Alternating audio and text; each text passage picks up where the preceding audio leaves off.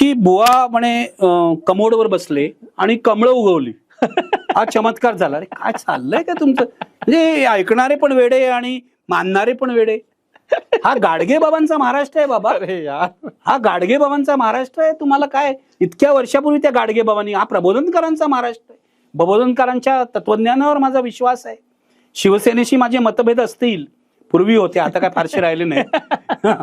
पण प्रबोधनकार ज्यांनी इतक्या प्रखरपणे देवळांची सुद्धा तमा बाळगली नाही आणि अंधश्रद्धेची ही काय म्हणतात ते, अंधश्रद्धा इथे जर अंधश्रद्धेचा प्रचार इथे होत असेल तर देवळांचीही गय करू नका असं प्रबोधनकारांनी लिहिलं. असे प्रबोधनकार, हा आपली परंपरा काय महाराष्ट्राने ओळखलं पाहिजे ना. मला वाटतं महाराष्ट्र आपली परंपरा, आपण फक्त नावं घेतो, शिवाजी महाराज, शाहू महाराज, महात्मा फुले आंबेडकर, त्यांचा विचार काय समजून घ्या ना. मला नव्या पिढीला सांगायचं आहे, जगामध्ये इतका थोर विचार कुठचा नाही, इतका थोर विचार महाराष्ट्राने दिलेला आहे. शिवाजी महाराजांनी राज्य कसं करावं हे सांगितलं.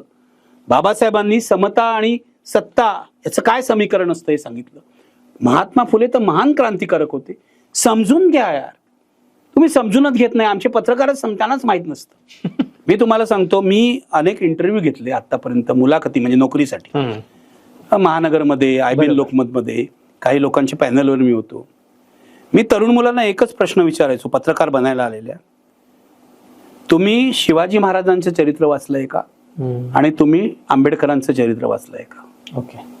80% मुलांनी ही चरित्र वाचलेली नसतात. कोणाला काय माहित नाही. आणि आता हे तुमचं फेसबुक वगैरे सुरू झाल्यामुळे, माझं मत फेसबुक विषयी किंवा सोशल मीडियाविषयी वाईट नाही. बरोबर. सोशल मीडिया वापरला पाहिजे असं माझं मत आहे. कारण चांगल्या माणसांनी तो वापरला नाही ना तर तो वाईट माणसांच्या हातात पडतो. क्या बात आहे. तो वापरला पाहिजे, तो प्रभावी आहे, तो उपयोगी आहे.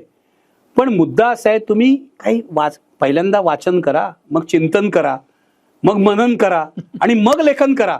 आपल्याकडे पहिल्या 3 क्रिया न करता लेखन करायला, अरे समजा मी मॅरेथॉन मध्ये धावायला निघालो तर मला आधी तर प्रॅक्टिस करावी लागते ना काहीतरी.